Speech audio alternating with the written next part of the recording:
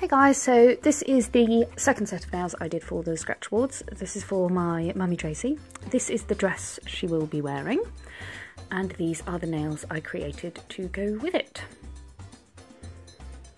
So here we go. I've tried some new camera angles today, so I'm going to take also this opportunity to say I am always happy to hear constructive criticism, but going ugh or yuck is not constructive. Please learn to form an opinion.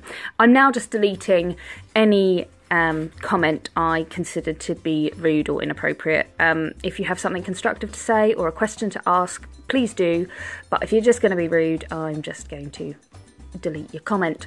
So I've tried some new camera angles today. This is something I'm just playing with, just seeing, you know, I would like feedback on whether you like being able to see it from side view as well as up above. I've made sure the new camera angles, I've also tried to show the same thing from above as well. I just thought this would give you a slightly better insight into how I do nails. So I've taken off her previous set, filed down to a very thin, clear base, and then I've filed off the length of the nail, and then I'm popping some forms on because we're re-sculpting a new set. That form didn't fit quite right, so I've just used my scissors just to cut out a little half moon so it fits nice and flushly. And I'm just going to apply all the forms, rolling to get a nice C curve before then placing on the nail. Now before I apply my forms, I always make sure I dehydrate the nails. So I've dehydrated each nail twice.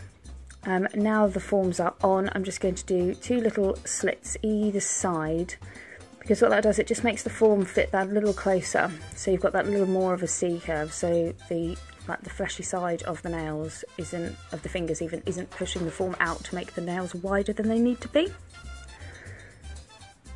And I do this with pretty much all forms, all clients, everywhere. This is also a slightly longer video showing a bit more of the prep to give you an idea of what you get on my Patreon site, but this is for everyone. So when I use my primer, this is CJP primer, and it is an acid primer. So I take the wand out of the bottle, tap it on the kitchen towel, and then I use the rest on that brush to do 5 nails. That is all the primer I use, and then I wait for the nails to go a kind of chalky white, and then I know that the nails are ready for the acrylic. I like to start with a bit of fresh monomer if I'm doing quite clear nails. I'm using a multi-cut, so make sure you always turn your pots upside down and give them a good shake. It means the different cuts of glitters mix together well. Whereas if you take it straight out and open it up, often the bigger chunks will be at the top and the little chunks will be at the bottom. I will put a list below of all the products I have used as well. So I'm just going to come in now and start doing that first nail. Now I could have zoomed in at this point, that's true. The way my desk is set up, unfortunately, the camera's against a wall and it's a little awkward to keep trying to look over my, look around the camera as it were. So I will make more effort to get someone in to help me film from different angles in future. So I've created that nice thin clear base, and then I'm just going to come in with my CJP Amor at the cuticle area and blend down. Then I'm going to use a bead of clear acrylic to pick up some of that multi-cut glitter, place it on the tip and blend it up. I thought it would be helpful for you to see a side view so you can get an idea of, you know, how thin I do work. And bead placement. So there you go, placing that on the nail, keeping that nail tilted nice and down, and then tapping and pulling that clear forward.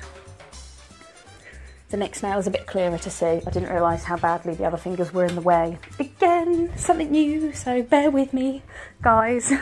It's all a learning curve. So I brought the camera a bit closer this time. Here we go. So hopefully you can see it a bit better. So starting at the cuticle area and then keeping that really, really thin. I always make sure I've got decent coverage on the sidewalls before I then kind of pull the rest of it down. And can you see how very thin that is? A lot of people do a clear base and they make it so thick.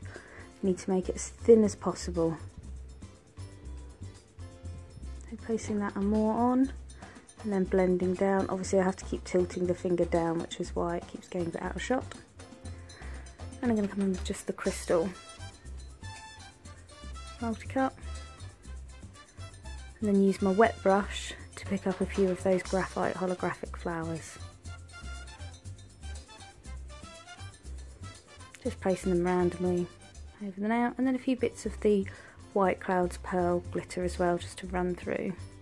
This is about the 4th set of nails I've done for Mummy Tracy to match this dress, so I have to come up with something new every time. As you can see, just gently patting, pulling that down.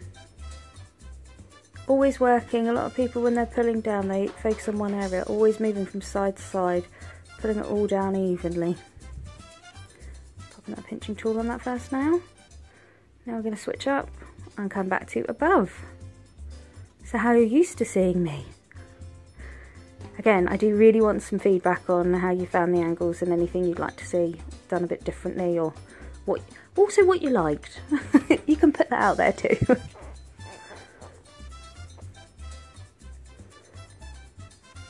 Okay, and then coming in with that Amor from the cuticle area, pulling down, and then getting that clear in. Everything was a really strange angle. I was in the worst mood known to mankind doing these nails, so everything was just at the wrong angle, and everything, nothing quite fit. So I seem to be like trying to get in between like my pinching tool and stuff like that, and there's always like fingers in the way. I was not in a good mood this day. And then capping that entire nail, tapping and patting that down, and hopefully you'll have seen that done from the other angle, so you get an idea of how much of that acrylic I'm pulling down as I'm working.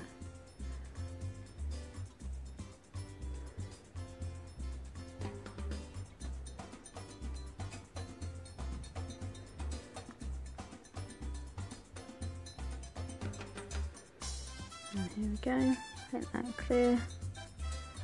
Stop zooming in on my finger. I've got pretty fingers, I know, but really. And creating that nice thin base.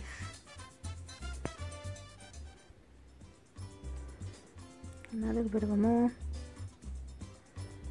Even when using Amor, if I've done a new set, I tend to put an entire thin clear base, because it just means her next redesign, I know I'm going straight down to a clear. Whereas if you start with colour in your redesign, sometimes it can be a bit touch and go as to whether you're going to hit the natural nail. Whereas if you know you're heading towards a clear base, you can confidently remove all colour and glitter.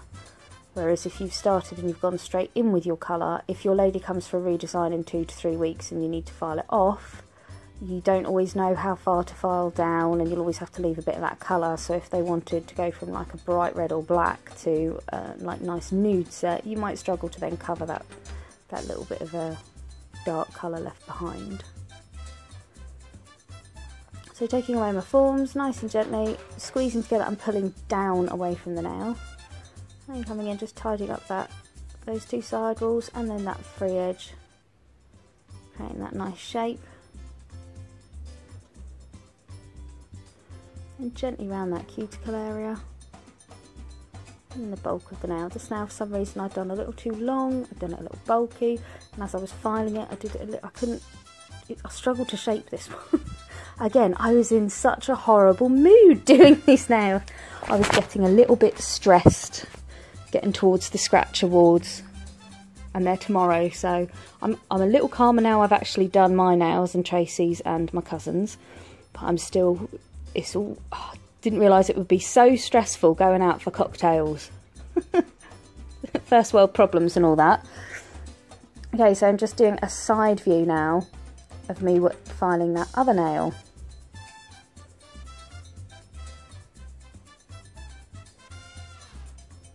Doing the exact same thing, and as you can see, I keep working round that nail, making sure I don't work in one spot too long.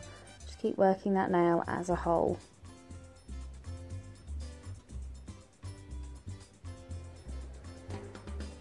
And now for the decoration. So I've got my lint roller out, just giving my jelly scraper a quick wipe. All of this is Moy London. This is one of the doodle plates. and I do really struggle to film this because I'm looking straight through the stamp and I don't always get the angle right.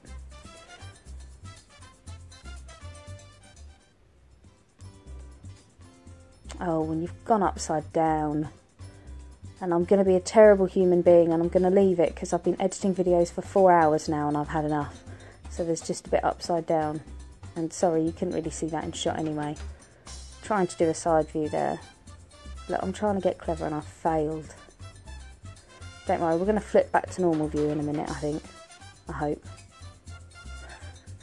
Otherwise, this is a really awful video and I know what we're all going to be complaining about watching this. It was really great until you went upside down and we really couldn't understand what you were doing. So, apologies, people. There we go. Sorry about that. So, I'm just cleaning my plate off with acetone-free polish remover. So that first coat is now cured and I'm just popping a second coat on the stamp nails and then the first coat on the other nails. Make sure whenever you're working over stamping, I either use Megamix or if I use my CJP top coat like here, I make sure I float it over because you want a decent amount on there to encapsulate that stamping and make sure it's not going to chip or crack or anything. And then when they're all cured, coming in with your acetone-free polish remover to get rid of any polish around the cuticles. I always make sure the cuticles are nice, not cuticles, the nails are cool, because if you put any chemical over a tack-free top coat while it's still warm, it can affect the shine. And then just popping a bit of cuticle oil on. Then Tracy gave her hands a little wash for me. I love the crystal multi-cut with that little bit of pearl. It has such a lovely shimmer to it. So I hope you guys enjoyed that. Any questions, comments, feedback, pop it all below. Thanks for tuning in. Bye.